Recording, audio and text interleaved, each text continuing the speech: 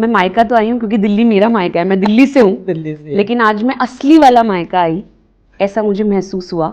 वो लड़की जब घर से निकल के किसी और के घर जाती है, जिस ससुराल में वो जाती है, आधे से ज़्यादा परेशानियां वहाँ पे इसी बात की होती है कि उसके पास वापस जाने के लिए कुछ नहीं होता। हाँ, बिल्कुल। हम बोलते हैं अविनाश जी कि पैसे मत दो, एक कला दे दो, कला एक दे दो। स्किल दे दो कि वो काम कर ले। आपने वो आत्मसम्मान, वो आत्मनिर्भरता उस लड़की को दे दी, ये बहुत बड़ी चीज।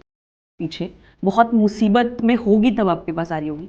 प्रेग्नेंट लेडीज को मैं नीचे मिली, यानी कि वो 4 महीने प्रेग्नेंट है, वो 5 महीने प्रेग्नेंट है, यानी कि बस कुछ ही पल पहले शायद उसको लग रहा होगा कि ये जिंदगी कट जाएगी, सब ठीक हो जाएगा, लेकिन फिर कुछ ऐसा हो गया होगा कि वो मजबूर हो गई कि उसको घर से निकलना पड़ा या उसको निकाल दिया गया।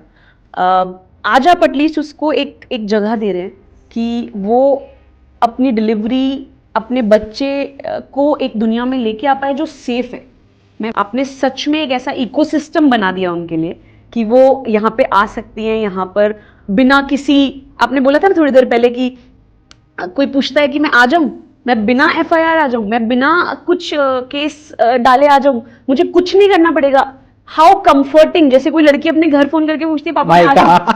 मैं चाहती हूं कि हर इंसान तक ये बात पहुंचे जो भी इसको देख रहा है, कि अगर आपको लगता हो कि ये सॉल्यूशन ऐसा सॉल्यूशन है जिसकी नीड है, और आपको पता है कि ग्राउंड पे लड़कियों की स्थिति क्या है, तो अपने अपने शहरों में आप एक जगह तय कीजिए और अविनाश जी के साथ टच में आइए।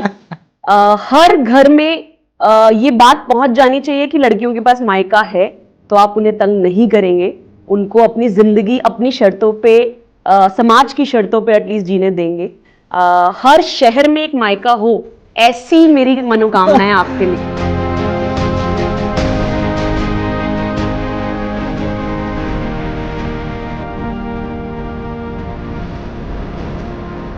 नमस्कार, जय जिनेंद्र। आज हमारे साथ कोमल जैन जी हैं, जो कि भारतीय जैन संगठन बीजेएस की एमडी हैं, मैनेजिंग डायरेक्टर। आज हमारे लिए बहुत अच्छा दिन है। आज कोमल जी आई और इन्होंने पूरा विजिट किया, बच्चों से रूबरू हुई, मिली। आज हम इनके विचार जानेंगे, इन्होंने क्या ऑब्जर्व किया और आगे हमारे लिए क्या मार्गदर्शन के लिए कहना चाहेंगे। सो अविनाश जी, मैं दिल्ली से हूँ और आज दिल्ली आना हुआ एक प्रोग्राम के लिए। बहुत सुना था मायका के बारे में, क्योंकि आप बीजेएस से जुड़े रहे, और जितने भी बीजेएस के ऑफिस बेयरर्स हैं जो दिल्ली के हैं, जब भी वो मुझे आके मिलते थे ऑफिस में, वो अक्सर बोलते थे आप मायका आना, आप मायका आना। आज मैं मायका तो आई हूँ क्योंकि दिल्ली मेरा मायका है, मैं दिल्ली से हूँ दिल्ली से। लेकिन आज मैं असली वाला मायका आई, ऐसा मुझे महसूस हुआ।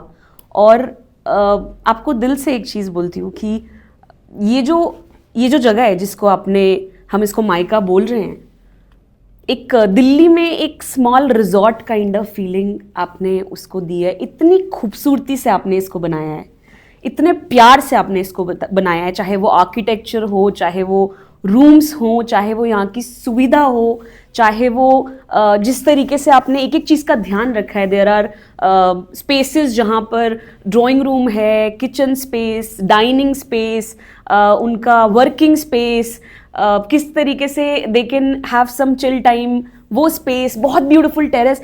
मतलब आर्किटेक्चरल ब्यूटी की बात करूँ तो दैट्स वन थिंग। आपको बहुत बहुत बहुत आपको regards to give that space. आपने मायका दे दिया बहुत सारे लोगों को।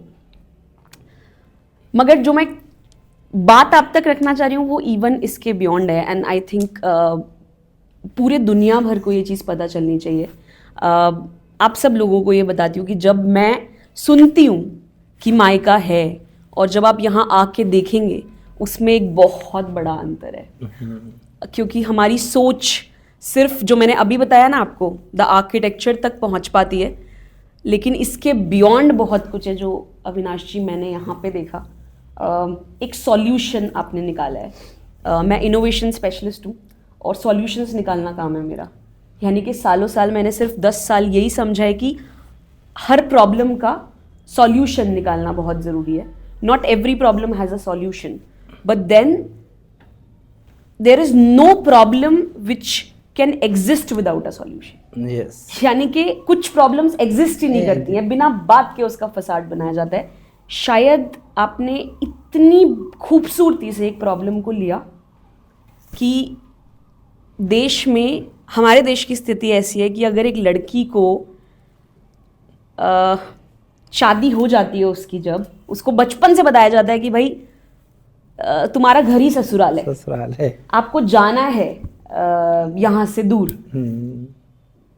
जैसे आपने स्वीट होम विजिट किया, मायका, जिसको मायका आपने हमारा विजिट किया, तो आप बहुत सारी महिलाओं से मिली, आपने उनके दुख दर्द को फील किया। जैसे हमारे देश में देखते हैं भाई, एक लड़की पैदा हुई और उसको उसके घर से जाना ही है, जैसे एक ये बहुत बड़ी समस्या है। आप अपने नज़रिए से इसको क्या देखते हैं? अविनाश जी, ये इस कंट्री की, बट एक्चुअली एक औरत की जिंदगी का सच है कि हमारे समाज ने ऐसा सोचा हुआ है कि एक लड़की जब पैदा होती है तो निर्धारित है कि उसे एक दिन घर छोड़ के जाना है। इसके सही गलत पे तो नहीं जाऊंगी, जिस समाज ने इसे बनाया है वो समाज बेहतर जानता है कि कब इससे बाहर निकलना है। मैं अपनी ज़िंदगी इन शर्तों पे नहीं जीती हूँ, लेकिन समाज का अपना ताना बना है। वो लड़की जब घर से निकल के किसी और के घर जाती है, जिस ससुराल में वो जाती है, आधे से ज़्यादा परेशानियाँ वहाँ पे इसी बात की होती हैं कि उसके पास वापस जाने के लिए कुछ नहीं होता। यानी कि हर लड़की के घर वाले या माता पिता उसे ये बता के भेजते हैं कि अब आज से वही तुम्हारा घर है। बड़ा नेगेटिव शब्द है कि अर्थी तेरी निकलेगी, अर्थी तेरी बताओ। निकलेगी। सो ये जो अर्थी तेरी निकलेगी का स्टेटमेंट है ना, वो उसके दिमाग पे रहता है। हम पिछली जनरेशन्स को देखते आ रहे हैं किस तरीके से दुर्गति, बोलूंगी मैं, औरतों की हुई भी है और आज भी वो सच है। सच है। हम 5% को हटा दें तो वही पुरानी दुनिया चल रही है, पुरानी सिचुएशन है। उसमें जब एक ऐसा आपने, कहते हैं ना, उस ख्वाब को मुकम्मल कर दिया आपने कि क्या कोई लड़की के पास मायका हो सकता है। जब वो लड़की ससुराल जाती है ना, अगर अविनाश जी जो आपने दिया उसको ना एक भरोसा कि अगर कुछ गलत है तो मैं बैठा हूं, वो भरोसा जो आपने दिया ना, शायद वो सबसे बड़ा सॉल्यूशन है। और उसके बियॉन्ड जाके तो फिर सारे सॉल्यूशंस खुद ही रिजॉल्व हो जाते होंगे आपके। चक्कर क्या ना, आज समाज में एक समस्या क्या है कि पहली बात तो लड़की कुंवारी क्यों रह गई, कुंवारी क्यों बैठी है, ये समस्या। फोर्सली उसको ऐसी जगह शादी कर दी जाती है, चाहे लड़का कमाता भी नहीं है, देखा भी नहीं जाता है, अनपढ़ भी है, बहुत सारी समस्याएं हैं। फिर 1-2 बच्चे हो जाते हैं, उसकी पैरों में बेड़ियां हो जाती हैं। अब इससे थोड़ा और आगे जब लड़की बढ़ती है तो ये सामाजिक परेशानियां, वो वापस नहीं आ सकती, उसकी शादी हो गई है। अब वो घर में जब वापस आती है तो पीहर पे ससुराल वाला प्रेशर बना देता है, जवाई आके पी के गाँव में हल्ला कर देता है, अड़ोसी पड़ोसी प्रेशर कर देते हैं, तुझे वो ससुराल वापिस ही जाना पड़ेगा। हमारे मायका से जो सॉल्यूशन मिलता है, आपकी समस्या आप आ गए, जब आपकी सॉल्व हो तब जाइए। अगर हर पेरेंट्स ये दे दें, 2 ही रोटी तो खानी है लड़की ने, कोई खर्चा नहीं, और उससे 10 गुना काम करती है, तो यही एक सॉल्यूशन दे दें तो आज हमारी मैट्रिमोनियल प्रॉब्लम ही हिंदुस्तान की सॉल्व हो जाएगी। आप बिल्कुल सच बात बोल रहे हो अविनाश जी। जो ये भरोसा है ना, मैं मिली जितने लोगों से मुझे मिलने का मौका मिला, और एक लड़की थी, उसमें मुझे नाम याद नहीं है, बट जब मैंने उससे पूछा कि क्यों हो, उसने बोला पति बहुत मारता था, पति बहुत तंग करता था, और नहीं जाऊंगी, यहाँ पे ठीक हूँ। वो जो भरोसा दिया ना आपने उसको कि वो मार पीट सह के वहां रहने के लिए मजबूर नहीं है, कोमल है। कि सोचिए वो मारपीट रह करके, मतलब मारपीट सह के वहां रहने के लिए मजबूर नहीं है। आज उसके पास एक घर है कि मैं यहाँ पे रह लूंगी, अपना गुजारा कर लूंगी। इतना आत्मबल, इतना आत्मसम्मान जब आपने एक लड़की को दे दिया तो ये पूरा इश्यू ही रिजॉल्व हो गया। और फिर आधे से ज़्यादा केसेस में, जैसे आपने बताया अभी कि बहुत सारे केसेस, 10,500 केसेस आपके पास आ चुके हैं, और यहाँ पे अगर 100-150 का एवरेज है कि इतनी लेडीज आपके पास होती हैं, यानी बाकी तो घर गई, सॉल्व हो गई, यानी कि बाकी रिजॉल्व हुई। यानी कि आपने ये भी तय किया कि या तो वो सॉल्यूशन होके अपने घर चली जाए, या तो वो अपने पैरों पे खड़ी होके कुछ काम कर ले। अल्टीमेटली ये उसके लिए परमानेंट सॉल्यूशन नहीं बनाया आपने, तो उसको इंडिपेंडेंट बना दिया। हम बोलते हैं अविनाश जी कि पैसे मत दो, एक कला दे दो, एक स्किल दे दो कि वो काम कर ले। आपने वो आत्मसम्मान, वो आत्मनिर्भरता उस लड़की को दे दी, ये बहुत बड़ी चीज। आपने वोकेशनल भी नीचे देखे ही हैं, सब सीख रहे हैं। आप प्रेग्नेंट लेडीज से भी मिले, उनके दर्द को आपने देखा, उसके बारे में आप क्या कहना चाहेंगे? देखिए, प्रेग्नेंट लेडी अगर घर छोड़ रही है तो उस पर क्या बीत रही होगी। कोई महिला अपने बच्चों के साथ घर छोड़ रही है और अनजानी जगह एक आश्रम में आ रही है, उसका लेवल क्या होगा। हमारी आम पब्लिक मीडिया पे कहती है अरे इनको तो रहने को खाने को आराम से मिल रहा है। खाने को कितना भी मिल रहा है, सब फिर भी घर जा रही हैं। ये 3-4 क्वेश्चन मैंने आपसे एक साथ कर दिए, तो आप अपने इस बारे में एक एक करके बताएंगे। देखिए, कहते हैं ना, घर घर होता है। हम कितनी भी बड़ी से बड़ी दुनियाओं में जगहों पे जाते हैं, रिजॉर्ट्स में रहते हैं, बट वापस आके एक फीलिंग होती है ना, भाई घर आ गए। हर इंसान को अपने घर में रहना अच्छा लगता है। कोई लड़की जब आपके पास आती होगी तो वो किसी सुविधा को अवेल करने के लिए आपके पास नहीं आ रही, बहुत कुछ छोड़ के आ रही होगी पीछे, बहुत मुसीबत में होगी तब आपके पास आ रही होगी। प्रेग्नेंट लेडीज़ को मैं नीचे मिली, यानी कि वो 4 महीने प्रेग्नेंट है, वो 5 महीने प्रेग्नेंट है, यानी कि बस कुछ ही पल पहले शायद उसको लग रहा होगा कि ये ज़िंदगी कट जाएगी, सब ठीक हो जाएगा, लेकिन फिर कुछ ऐसा हो गया होगा कि वो मजबूर हो गई कि उसको घर से निकलना पड़ा या उसको निकाल दिया गया। आज आप एटलीस्ट उसको एक जगह दे रहे हैं कि वो अपनी डिलीवरी, अपने बच्चे को एक दुनिया में लेके आ पाए जो सेफ है। मैं वर्ड रिपीट कर रही हूँ कि इट्स अ सेफ स्पेस जो आपने क्रिएट किया है। औरतों की स्थिति देख, आपको एक चीज़ बताती हूँ, मैं औरतों के ऊपर लिखती हूँ, बीजेएस में बहुत ज़्यादा बात तो नहीं करती हूँ औरतों के ऊपर, लेकिन हमेशा से मैंने औरतों के ऊपर लिखा। मेरी एक कविता है, अभी हम नीचे जब सबको मिलेंगे तो मैं तब सुनाऊंगी आपको, लेकिन एक बार अभी सुना दो फिर दोबारा सुन लेंगे। पूरी कविता सुनाऊं? जो भी आपको ये कविता उस जगह से आती है जहां मैंने औरतों की स्थिति देखी है। और मैंने आपको थोड़ी देर पहले कहा भी था कि जाके देखनी नहीं पड़ती, बहुत चीज़ें आपको समाज में समझ में आती है। मैं कौन हूँ, मैं क्या हूँ, मैं क्यों इतनी बेहया हूँ, मैं क्यों नहीं रह सकती सिमट कर, मैं क्यों मचलती हुई सी हवा हूँ। यानी कि मैंने जब ज़िंदगी जीनी शुरू की ना, तो मैंने औरत की वो छवि बनाने की कोशिश की जो उसको होना चाहिए। वहाँ से ये कविता आई। मैं तो बहुत प्रिविलेज बैकग्राउंड में पली बड़ी अविनाशी, बहुत कुछ अच्छा देखा, कभी कुछ परेशानियाँ नहीं देखी लाइफ में, एटलीस्ट जो वुमेन सेंट्रिक परेशानी थी।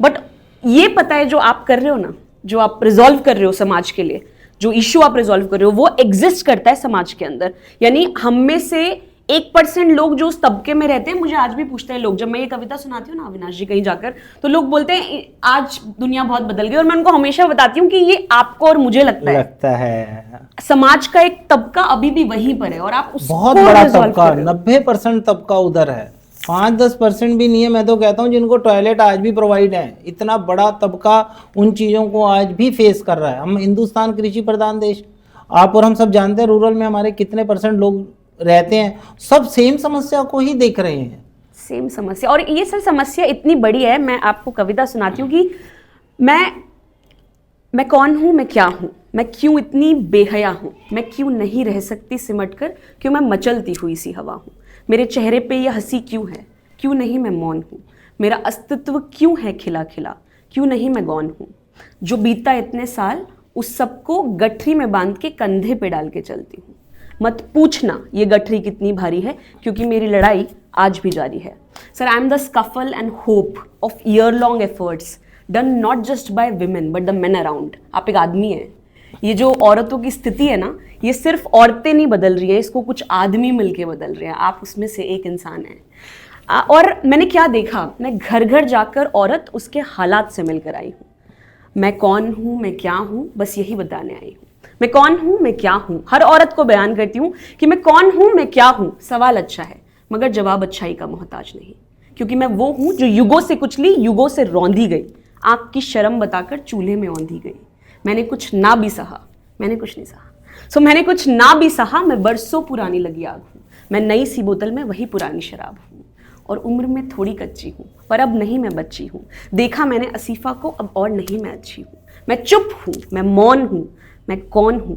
तो अविनाश जी, मैं मोम की गुड़िया नहीं, न सजावट का खिलौना हूँ। बरसों बरसों समय ने तराशा जिसे, मैं वो सपना सलोना हूँ। क्योंकि मैं वो नहीं जो दिखाई देती हूँ, मैं सिर्फ जहन में सुनाई देती हूँ। और आप औरत की विडंबना आपसे बेहतर कोई नहीं जानता कि मेरी भी कुछ पड़ते हैं, मेरी भी कुछ शर्तें। क्या मांगती है वो औरत? मेरी भी कुछ पड़ते हैं, मेरी भी कुछ शर्तें हैं, मेरे ख्वाब सुनहरे हैं, कुछ काले कुछ गहरे हैं, मेरी आंखें भूरी हैं, इनमें चाकू छुरी है, आंख मिला के देखो तुम, इनमें कितनी मजबूरी है, और मैं आज यहाँ कुछ कह दूं तो देना मुझको तुम दोष नहीं। आप तो मुझे शायद दोष नहीं देंगे, मैं उन मंचों पे भी खड़े होकर इस कविता को सुनाती हूँ जहां पर बहुत एलीट लोग बैठते हैं और वो यकीन ही नहीं कर पाते कि स्थिति है। सो मैं आज यहाँ कुछ कह दूं तो देना मुझको तुम दोष नहीं, मगर मेरे अधूरे ख्वाबों का ये अंतिम विस्फोट नहीं, क्योंकि मैं बारूद न गोली हूँ, उसे चलाने वाले का हौसला जरूरी हूँ। और मैं क्या हूँ? सो मैं कल्पना की उड़ान हूँ, मैं देश की पहचान हूँ, मैं कश्मीर की सुंदर वादी नहीं, मैं देश का रेगिस्तान हूँ, और मैं नहीं राम की सीता। अविनाश जी, मैं नहीं राम की सीता, मैं वो दुख हूँ जो उस पर बीता। मैं द्रौपदी नहीं महाभारत की, मैं उस अपमान का परिणाम हूँ, और युगों युग से चलने वाले औरत का तिरस्कार हूँ। और मैं कौन हूँ? हमारी कंडीशनिंग हुई है अविनाश जी। तुलसीदास जी की कुछ लाइन्स है, ढोल गवार शूद्र पशु नारी, ये सब ताड़न के अधिकारी। आप किसी भी लैंग्वेज में इसको आके मुझे एक्सप्लेन करिए, मैं इस बात को मानने के लिए तैयार ही नहीं हूं कि ढोल गवार शूद्र पशु की श्रेणी में आपने नारी को रखा। मैं कौन हूं? हर औरत की तरफ से बताती हूं आपको कि मैं कौन हूं। तो तुलसीदास जी से भी कह देना कि मैं उनकी सोच के आगे का जहान हूं, क्योंकि मैं वो नहीं जो खुद में शर्मिंदा हूं। मैं खिलखिलाती हूं क्योंकि मैं एक आजाद परिंदा हूं। और सारे मौलवी, सारे पंडित, ये सब एक फसाना है। अविनाश जी, आपके पास बच्चियां होंगी जो हर धर्म से हैं, सारे धर्म कि सारे मौलवी, सारे पंडित, ये सब एक फसाना है। सबसे पहला धर्म मेरा खुद में ही खो जाना है। मैं मंदिर का दिया हूं, उस जंगल की आग भी, अपने सारे ख्वाबों की पहली पहली परवाज भी, और अपमानों के प्यालों में आज शराब भी पीती हूँ। चौसर में हारी हुई उस अबला की साड़ी सीती हूँ। और मैं कौन हूँ? तो मैं सिर्फ होली का रंग नहीं, मैं होलिका दहन की आग हूँ, क्योंकि मैं वो नहीं जो महबूब के होठों से सुनाई देती है। आपके पास एक एक लड़की है ना, उसकी आवाज़ है ये कि मैं सिर्फ वो नहीं जो महबूब के होठों से सुनाई देती है, मैं वो हूँ जो खुद को खुद की नज़रों से दिखाई देती है। और मैं कौन हूँ? तो आप मेरी मजबूरी देखिएगा कि मैं कौन हूँ। मैं कोई खनकती चूड़ी नहीं, मैं वो ख्वाहिश अधूरी हूँ जो माँ के हाथ की पूरी नहीं, मैं तेल में जलती मजबूरी हूँ। मैं पायल का शोर नहीं, मैं चीख हूँ उन रातों की, हाथों से जिसने बड़ा किया, मैं ख्वाहिश हूँ आँखों की, मैं दबी हुई आवाज़ हूँ, बीता कल आज और एक ख्वाब हूँ। और मैं कौन हूँ? तो मैं साड़ी से झलकता बदन नहीं, मैं अपने आराम का लिबास हूँ। और मैं कौन हूँ? तो मैं पुरानी रिवायतों की शाम नहीं, एक नई सोच का आगाज़ हूँ। आपने जो किया है मैं उसको सलाम करती हूँ, और आखिरी पंक्तियाँ पढ़ती हूँ औरतों के लिए, क्योंकि मुझे लगता है हर औरत का परिचय अधूरा रह जाएगा कि मैं कौन हूँ। मैं सारे जायज़ इरादों की एक नाजायज़ आवाज़ हूँ, जो आप यहाँ पे उठा रहे हैं ना मायके के जरिए, कि मैं सारे जायज़ इरादों की एक नाजायज़ आवाज़ हूँ। बरसों से देखा गया एक प्यारा ख्वाब हूँ, बीते काले कल का एक सुंदर सा आज हूँ, चहकती चिड़ियों में शायद इकलौता बाज हूँ, मगर मुझे महसूस करके देखो मैं सिर्फ एक जज्बात हूँ। मुझे महसूस करके देखो मैं सिर्फ एक जज्बात हूँ। आंसू रोकने मुश्किल हो जाते हैं आपकी कोमल जी। क्या आपने कविता में अपने सारे बयान किए हिंदुस्तान की, संसार की एक सच्चाई है, और सिर्फ हमारे हिंदुस्तान में ही महिलाएं परेशान नहीं है। मेरे साथ बहुत से ऐसे लोग मिले जो इंटरनेशनल लेवल पे भी, शोभा जी गई, कईयों से ऐसे मुलाकात हुई, तो कहा हर जगह वर्ल्ड में महिला की बहुत समस्याएं हैं, और जिसकी वजह भी महिलाएं भी बहुत जगह हैं। बिल्कुल भाई, आज ननंद, सास, जेठानी, मतलब बहुत से जिन रिश्तों की हम इधर देख रहे हैं वो समस्याएं भी महिलाएं हैं। मैं बड़ा हैरान होता हूं जब एक पिता और भाई से परेशान है लड़की, मैं जब परेशान होता हूं एक जेठानी या दुरानी से उसके हस्बैंड के रिलेशन है। मतलब फटा पड़ा है हमारा हिंदुस्तान। बिना मायका की स्टोरी से, हम पिक्चरों की स्टोरी से अंदाजा नहीं लगा सकते कितनी समस्याएं हैं। आपने तो एक कविता में ही बहुत कुछ कहा। आप आए, आपने हमारी छोटे टीनेजर बच्चों से भी मिले। सर, मैंने उनका रूम विजिट किया। बच्चों ने ना अपनी दुनिया बनाई है यहाँ पर। आपको मैं जितना जितना जितना दिल से शुक्रिया, पता नहीं मैं क्यों कर रही हूँ आपको शुक्रिया, मगर आप सोचें कि शायद एक लड़की के दिल की आवाज़ है ये। सर औरत की स्थिति मैं समझती हूँ इस देश में या बाहर भी क्या है। जैसे मैंने कहा कि आई एम प्रिविलेज्ड, बट शायद हर इंसान प्रिविलेज नहीं है। आपने उसको उसका मायका दे दिया, आपने एक हर लड़की को एक आत्मसम्मान दे दिया कि तुम अगर परेशानी में हो तो मैं खड़ा हूँ। देश में अगर इस तरीके के सॉल्यूशंस निकलते हों तो शायद कितना बड़ा काम हो जाएगा, क्योंकि ये चीज़ कोई गवर्नमेंट भी नहीं करती है कि अगर आपने ये तो तय किया है कि लड़की शादी करके वहाँ चली जाए, लेकिन ये तय नहीं किया कि अगर कुछ परेशानी है तो कहाँ वापस आए। आपने वो घर उसको दिया और आपने उनको जो सुविधा दी, उन्होंने अपने कमरे बनाए, तितलियाँ बनाई हैं उन्होंने, आपने शायद उन तितलियों को उड़ने के लिए आसमान दे दिया एक खुला पूरा। सो आपको बहुत बहुत रिगार्ड्स, बहुत बहुत थैंक यू। और मेरी इतनी ही कामना है कि जितने आपके पास केसेस, आपने पहला रूम देखा था एक जिसको आपने वीडियो बनाया, वो आस्था का ही रूम था, उसकी खुद की सोच है ये क्रिएशन और सोच। लिटरली बहुत ही प्यारा रूम है। और हर बच्चे ने जो अपना रूम बनाया, हर लेडी ने जो अपना रूम बनाया, शायद उसको ऐसा घर जैसा महसूस होता होगा। मैं हॉस्टल में रहती थी सर, देन ऑल्सो इतना प्यारी या इतनी खूबसूरती से रूम नहीं सजाते थे हम जितना मैंने यहाँ देखा। तो आपने उन्हें वो सेफ स्पेस क्रिएट करके दिया, घर क्रिएट करके दिया, और उन्होंने उस कमरे को अपना कमरा बनाया। ये बहुत ही बड़ी बात। आप हमारे किचन में भी गए, डाइनिंग देखा, सारा टाइम टेबल, सारा मेन्यू, क्या है everything. I think I am astonished at the detailed solutions, you know, मतलब वो हर चीज का सॉल्यूशन के इट्स सेल्फ सस्टेनेबल। आपका मॉडल सेल्फ सस्टेनेबल है क्योंकि सब लोग अपना काम खुद ही कर लेते हैं। आपने पूरा वहां पे चार्ट लगाया हुआ है कि कौन कब खाना बनाएगा, परोसेगा, पूरा उसका सिस्टम है आपके पास। आपने कि कौन किसको संभालेगा, कौन टीनेजर्स का रूम अलग, लेडीज का रूम अलग, केसेस कैसे आएंगे, केसेस कैसे, इट्स अ सॉल्यूशन। मतलब मेरी तो, जो लोग भी इसको सुन रहे हैं, जो लोगों तक भी ये बात पहुंच रही है, मैं शॉर्टली बीजेएस के थ्रू इसको अलग अलग प्लेटफॉर्म्स पे ले जाऊंगी, मगर जहां तक भी ये चीज पहुंचती है, माय मैसेज वुड बी कि अगर आपको लगता हो कि इस यज्ञ में ही हैज स्टार्टेड अ यज्ञ, मेरे को लगता है कि जैसे सोशल वर्क है ना अविनाश जी, उसमें मैं मानती हूँ कि शांतिलाल मुथा जी इज माई गुरु, बिकॉज मेरे पास सोशल वर्क, मैं लिखती थी हमेशा से, चेंज के बारे में बात करती थी, लेकिन समाज में बदलाव करना और बात करना अलग अलग बात होती है। मैं एक बहुत कॉर्पोरेट बैकग्राउंड से आती हूँ, जहाँ पे मैंने 10 साल innovation, leadership, mindset change, organisations development, ये सारी चीजें की, मगर सोशल वर्क, समाज में ग्राउंड लेवल पे उतर के कुछ बदलना, मुझे लगता था कि शायद बातें करके काम हो जाएगा, बट काम करने से होता है, एक सॉल्यूशन बनाने से होता है। शांतिलाल मुथा जी एक इंसान है जिन्होंने भारतीय जन संगठन को खड़ा किया, और इस तरीके के न जाने कितने सॉल्यूशंस वो निकाल रहे हैं। आप हमारे बीजेएस के मेंबर हैं, मैं चाहती हूं कि हर इंसान तक ये बात पहुंचे जो भी इसको देख रहा है, कि अगर आपको लगता हो कि ये सॉल्यूशन ऐसा सॉल्यूशन है जिसकी नीड है, और आपको पता है कि ग्राउंड पे लड़कियों की स्थिति क्या है, तो अपने अपने शहरों में आप एक जगह तय कीजिए और अविनाश जी के साथ टच में आइए। हर घर में ये बात पहुंच जानी चाहिए कि लड़कियों के पास मायका है, तो आप उन्हें तंग नहीं करेंगे, उनको अपनी जिंदगी अपनी शर्तों पे, समाज की शर्तों पे एटलीस्ट जीने देंगे।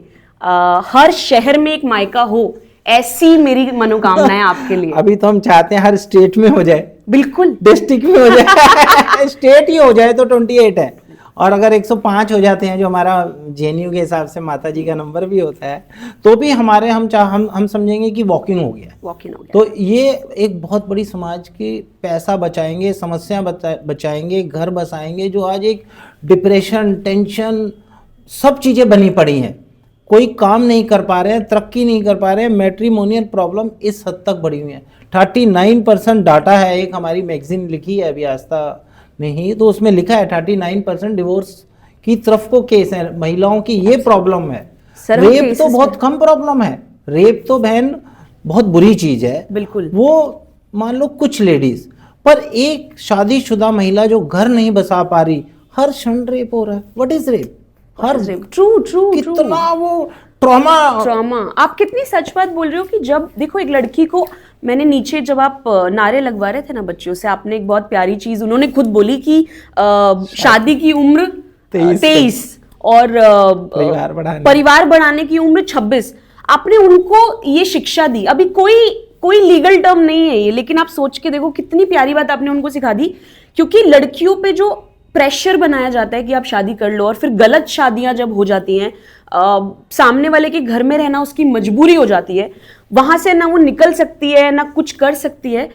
आप लड़कियों की बात कर रहे थे, आधे से ज्यादा केसेस में women are the problem for women, यानी सास, उसकी नंद, उसकी देवरानी, उसकी जेठानी, लेडी डॉक्टर, नर्स, एबॉर्शन में सब सब So I think every women will have to change. It's not just about कि हम blame नहीं कर सकते सोसाइटी में रहते हुए कि आदमी हमारे साथ ऐसा कर रहे हैं, मेल हमारे साथ ये कर रहे हैं। It's an ecosystem. ये एक आदमी है और आप देखिए कि उन्होंने ये सॉल्यूशन बनाया और किसी औरत ने नहीं, किसी विमेन ने नहीं। So आप जो कर रहे हो ना, वो तो मुझे समझ में आता है उस चीज को कि आपने एक इतना बड़ा सॉल्यूशन दे दिया। रेप या कोई भी और चीज बहुत अलग बात है। जो लड़कियां मुझे बता रही थी ना अविनाश जी की क्या परेशानी है, मैं समझ पा रही थी कि ये लड़की बोल नहीं पा रही है कि उसके घर में क्या डोमेस्टिक वायलेंस है, ये बोल नहीं पा रही है कि कितना मैरिटल सेक्स है, कितना ट्रॉमा वो झेल के आती होगी। उसमें से शायद 1 या 2 प्रॉब्लम हमको बताती होगी शर्म में। देखो, एक लड़की की एक 4 साल की गोद में बच्ची है, कह रही है मेरे 6 अबॉर्शन करा दिए घर वालों ने। 6 अबॉर्शन, 7वें को अगर मैंने टेस्ट नहीं कराया तो घर से निकाल दिया। ये आज हमारा हिंदुस्तान है, वो भी हमारे पड़ोस में हरियाणा, जींद में। तो हम कितने अभी पिछड़े हुए हैं, कितना हमारे को बदलाव की जरूरत है समाज को। बदलाव की हमारे इधर 4-5 तो मैंने अभी आपसे प्रेग्नेंट लेडीज को मिलवाया है। हमारे इधर आप प्रेग्नेंट लेडीज आती हैं, उनका जन्म होता है बच्चे का, जिसको हम जापा कहते हैं, फिर छठी पूजन होता है, गूंद के लड्डू बनते हैं पूरा उसको हम सपोर्ट करते हैं कि उसका एक अच्छा सा बने। अविनाश जी, आप शायद इन बहनों के लिए आप भाई हैं, लेकिन you are a god figure truly who is bringing this kind of a change in the society. I'm not saying any big words, but मैं हमेशा ऐसा मानती हूँ।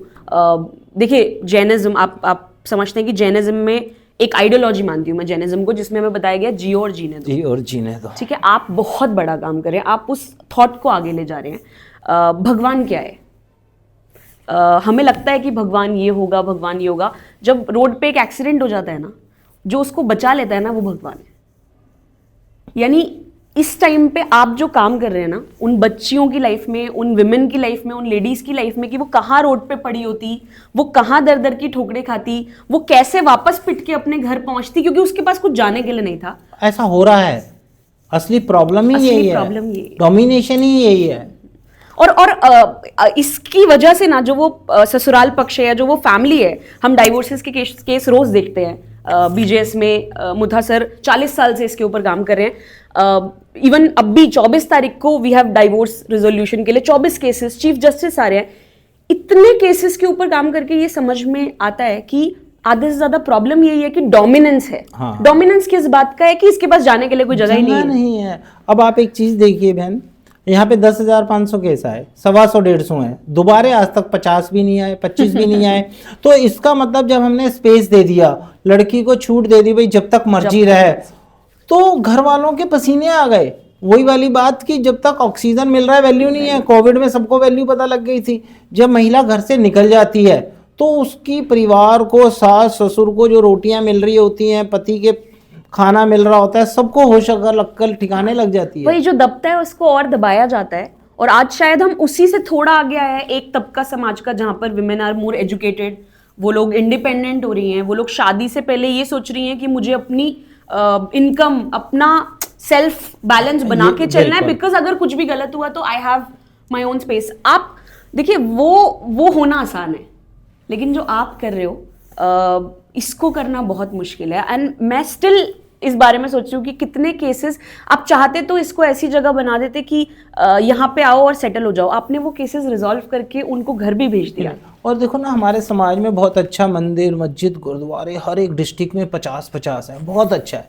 अगर सारे समाज मिलके, मैं कह रहा हूँ एक स्टेट में भी 1-2 बना दें तो सबके लिए कितना बड़ा मंदिर का सॉल्यूशन हो जाएगा। बनाना चाहिए। मतलब मुझे लगता है कि मैंने सबको बोला, और मैं अगेन रिक्वेस्ट कर रही हूँ सबसे कि अगर आप सच में सोचते हैं कि कुछ काम होना चाहिए। हम बातें बहुत करते हैं अविनाश जी, हम रोज अक्सर लोगों को मिलते हैं, लोगों के पास प्रॉब्लम से पहले वो तैयार रहता है कि ऐसा होना चाहिए, ऐसा होना चाहिए। ये सच में एक परेशानी है। अगर आप लोग मानते हैं, आपने कोई ऐसा केस देखा होगा, आपने कोई ऐसी स्थिति देखी होगी सच में औरतों के लिए जगह नहीं है, उसको कहाँ जाना है, उसके पास कोई घर नहीं है। इसीलिए आधे से ज्यादा प्रताड़न होता है उसका। जब किसी को लगेगा ना कि ये वहां चली जाएगी, अगर तुमने ठीक से ट्रीट नहीं किया, तो आधे से ज्यादा प्रताड़न उसी वक्त रुक जाता है। यानी कि आपको सिर्फ उसको एक घर, मायका क्रिएट करके देना है। ये एक बहुत प्यारा सॉल्यूशन है। आप सब लोग जो इसको देख रहे हो, अगर साथ में आके, जैसे अविनाश जी बोल रहे हैं, आप उनके साथ टच में आइए, मिलके हम लोग कुछ इस तरीके के जगहें बना सकते हैं। वो पूरा सब कुछ खुद टेक केयर करता है। मैंने उनसे समझा कि व्हाट इज द प्रोसेस। उन्होंने बोला हमारी 2 लेडीज जाएंगी वहां पे, पूरा सेटअप करके आएंगी, आपको कुछ लीगल, कुछ टेंशन लेने की जरूरत नहीं है, सिर्फ आपको एक जगह रखनी है। हाँ। और केसेस आएंगे हर शहर में, हर एटलीस्ट हर स्टेट में एक मायका तो होना ही चाहिए। This is all I can say. आपने बोला देखो 10,500 केस आए, सॉल्व हुए, पर लाखों केस हमारे इधर 4 कॉलिंग सेंटर पे लड़कियां बैठी हैं, डेली 1000 कॉल आती हैं। Oh my God, daily. अभी आप बैठ के देखना कॉल सेंटर में नीचे, वो सिर्फ ये जानती हैं अच्छा मैं यहाँ आ सकती हूँ, खाना फ्री, रहना फ्री, बच्चों के साथ रह सकती हूँ, FIR तो नहीं करानी पड़ेगी, सिर्फ आधार कार्ड दिखा के रह सकती हूँ। वो सरप्राइज होती हैं और वो आती नहीं है, अपने घर में ही आत्म बल पाने से रिजॉल्व कर लेती है। अविनाशी, ये कितनी बड़ी बात है। देखो एग्जैक्टली दिस इज व्हाट, लेकिन अब जब आपने बोला ना, वो it's striking me even more that, वो कहते हैं ना आप कि नीचे सेम ये बात कह रहे थे तो मैं उसको बता रहा हूँ कि एक कविता है, उसकी एक लाइन है कि तुमने बस कहा होता मैं हूं, उतना काफी है। आपने कह दिया ना उनको कि मैं हूं, उसी वजह से उनका घर रिजॉल्व हो जा रहा है। ये कितनी बड़ी बात है कि आपके पास कितने केसेस आते होंगे बट वो रिजॉल्व हो जाते होंगे। आप तो नीचे बैठ के थोड़ी देर में फोन पे बातें करोगे, आपको यही फील आएगा कि इतने लोग आ गए तो रखेंगे कहाँ। पर हमें पता है आते 2 ही 3 है डेली, और फोन 300 आते हैं। आपका मायका, मुझे लगता है कि हमेशा ऐसी सिचुएशन आए कि मायका खाली रहे आपका, लेकिन ऐसी सिचुएशन आए कि हर इंडिया में प्रॉब्लम सॉल्व हो जाए। बट जितनी भी लोग आपसे जुड़े हैं, जितने भी लोग इसको देखते हैं, salute to you, what you are doing, it's a great work. Avinashi, I am saying it from heart. खुद एक सोशल एंटरप्रेन्योर, और इतने डीपली जाके समाज में हम काम कर रहे हैं आज, इतना डीपली मैं इन्वॉल्व हूँ BJS में कि आई नो के how a solution has to be innovative, a solution has to go to the deep rooted problem और उसको रिजॉल्व करना चाहिए। अपनी खुशी के लिए कुछ भी करना इज नॉट अ सॉल्यूशन। समाज सेवा खाना बांट के भी होती है, समाज सेवा कपड़े दान करके भी होती है, हर सेवा अच्छी ही सेवा है, लेकिन एक इनोवेटिव सॉल्यूशन निकालने से सोशल डेवलपमेंट होता है। आपने वो काम किया है, so you are in true sense a social entrepreneur and I regard your this work. I am privileged that आप BJS के एक प्रतिष्ठित ऑफिस बियरर भी हैं।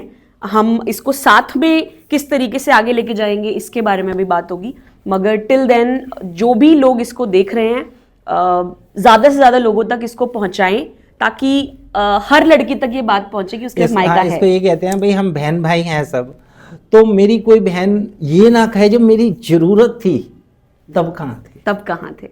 सो हम सोशल मीडिया पे हैं उसके माध्यम से प्रैक्टिकल जगह है, बिल्कुल, खाली खाली बातों की जगह नहीं है। और आप जैसे कोमल बहन ने आज बहुत अच्छी हमारे को आश्वासन दिया है, और BJS परिवार हमारा परिवार ही है। जैसे कि आज हमारे बीच कोमल जी ने हमारे मायका के बारे में इतना ऑब्जर्व किया और बताया, आप क्या कंक्लूड करना चाहेंगी?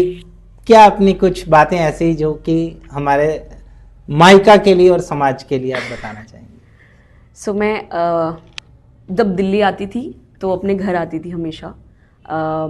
अब से श्योरली एक वादा है कि मैं दिल्ली आऊंगी और मायका जरूर आऊंगी। Thank you. मैंने इनसे ऑफ दी कैमरा वादा मांगा था जो इन्होंने किया है। Thank you. सो मैं you know I am privileged कि आज मौका मिला मुझे यहाँ आने का।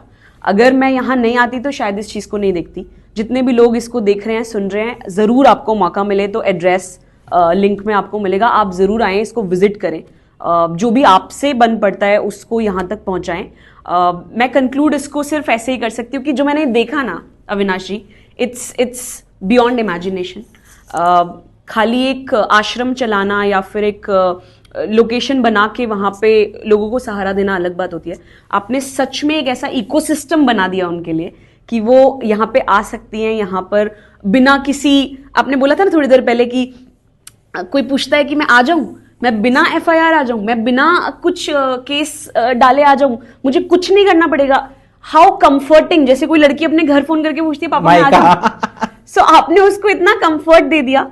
तो इतनी खूबसूरती से जो बच्चियां यहाँ पे हैं, जो विमेन यहाँ पर हैं, लेडीज, देर आर, मैं ऐसे लोगों को मिली जो 20-20 साल से आपके पास रह रहे हैं, यानी कि वो बच्चे 4 साल का बच्चा वो आया है एंड आज वो बच्चा अपनी लाइफ में सब कुछ कर रहा है। आप उसको इवन एंटरप्रेन्योरशिप तक के लेवल पे ले जा रहे हैं। There are psychology students, it's beyond. इसके बारे में बात करते रह सकते हैं। मुझे लगता है दोबारा आना पड़ेगा अविनाश जी, आपसे दोबारा मिलना पड़ेगा, दोबारा बातें करनी होंगी। एक बार में आपकी ये 30 साल की मेहनत को, कितने साल आपको हो गए? 30 साल पूरे होने वाले हैं। So, एक बार में आपके इस 30 साल की मेहनत को 30 मिनट में जस्टिफाई करना भी पॉसिबल नहीं है। कुछ पंक्तियां हैं कि वो औरत क्या सोचती होगी ना आज की, ख्वाहिशें तकिए के सिरहाने सोने लगी हैं, अब जाके मेरी तमन्नाएं पूरी होने लगी हैं, और पलकों पे आंसू ठहरते नहीं आजकल। कि वो औरत ये कहती है आपसे कि पलकों पे आंसू ठहरते नहीं आजकल, शुबा है खुशियों से मुलाकात होने लगी है, ख्वाहिशें तकिए के सिरहाने सोने लगी हैं। सो आपने हर उस औरत को जो परेशान थी, जो तंग थी, आपने एक सिरहाना दिया उसे, उसके लिए आपका बहुत बहुत शुक्रिया। मुझे यहाँ बुलाया, it's my privilege, I am honoured. मैं इस यज्ञ में थोड़ा सा हिस्सा बनी, मुझे यकीन है कि मैं कुछ आहुति इसमें जरूर डालूंगी। वाह जी, मैं बहुत धन्यवाद करता हूँ बीजेएस का, श्री शांतिलाल मूथा जी का, जो ऐसे ऐसे डायमंड लेके आए और उन्होंने आज स्वीट होम को विजिट किया। इससे पहले भी और हमारे संस्था के लोगों ने विजिट किया और अपने विचार रखे। ये पूरा बीजेएस एक परिवार है, एक बड़ा परिवार है। आज माइका और बीजेएस मिलके कार्य कर रहे हैं और उम्मीद है हम ऐसे ही मिलते रहेंगे और आगे बड़ा कार्य करेंगे। जरूर। जय जिनेंद्र।